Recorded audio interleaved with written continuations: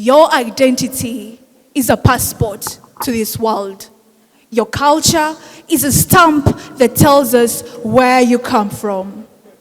My name is Kabasamba Bernard Denise, a representative from Jeremiah House, here to present a speech under the theme of preserving culture while using talent for God's glory.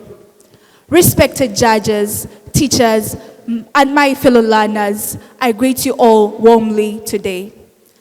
I speak about how we can preserve our culture while using our talents to serve God. In the fast-changing world, many young people are losing touch of their cultural identity. Yet, culture remains the key to understanding who we are. Culture is like a library of wisdom passed on from generation to generation. It includes language, music, dance, clothing, and values. Unfortunately, modern influences sometimes make young people forget their roots. For example, many youths in Uganda today prefer foreign music, dances, and forgetting their rich traditional songs and rhythms that define their communities. While modernization is not bad, it is not bad. Forgetting one's culture leads to identity loss. Let us take an example of traditional dance. Many African communities, dance is not just movement. It is communication. It tells us stories of birth, marriage, war, and peace. When young people learn that these dances and they use them in performances, they preserve their identity. Now, imagine combining culture dances with gospel songs or messages.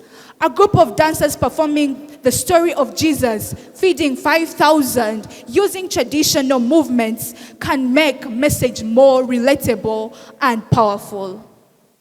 I once saw a drama in a group performing Noah's Ark, the story, using local costumes and languages. The audience was deeply moved because they saw their own identity reflected in the Bible. This shows that God does not reject culture.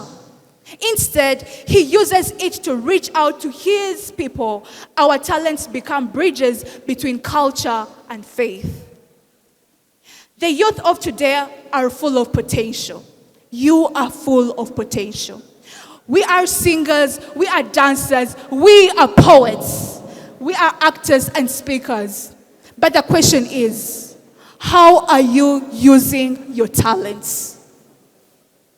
Culture plays a big role in shaping who we become. For example, a young person raised in a community that values respect and storytelling will likely develop the confidence and communication skills. Another raised in musical environment may become a strong performer. Let's give a real-life illustration. In many schools, drama clubs perform play roles during competitions, like we have today. When these plays include cultural elements, such as traditional attire, languages, music, they become more powerful and memorable. Serving God through talent means dedicating these abilities to his glory. A singer does not just sing for fame because songs are used to inspire faith. A dancer does not only perform for pose, but to communicate God's passage.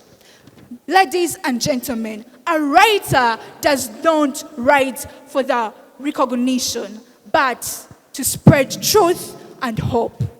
I once saw a young youth choir perform songs using both traditional and modern instruments and drums. The result was beautiful harmony that united generations in worship. Elderly people and young people both felt connected. That is the power of culture and talent combined with God's service. However, we must also be disciplined. Talent requires training, humility, and focus. Without discipline, even the greatest talent can be wasted. We, the youth, must embrace our culture, understand our identity, and use our talents to serve God. When culture and identity and talent work together, we become powerful instruments of change in society. Let us raise our gifts for God's glory. In conclusion, let these words sink deep into your hearts. We must preserve our culture while using our talents to glorify God. Culture gives us identity, talent gives us expression, and God gives us purpose. Let us embrace all these three with pride and responsibility. We shall make it through.